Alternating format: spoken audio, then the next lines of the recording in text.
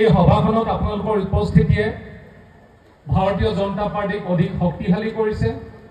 আমাক সাহস দিছে ৰাইজৰ হৈ কাম কৰিবলৈ, আৰু ভৱিষ্যতে যাতে ভাৰতীয় জনতা পাৰ্টিয়ে যিবিলাক আঁচনি আপোনালোকক দিব পৰা নাই সেইবিলাক যাতে দলীয়ভাৱে আমাৰ চৰকাৰখনৰ পৰা আপোনালোকক দিব পৰা যায় তাৰো ব্যৱস্থাৰ কাৰণে ইতিমধ্যে আমি হাতত লৈছো।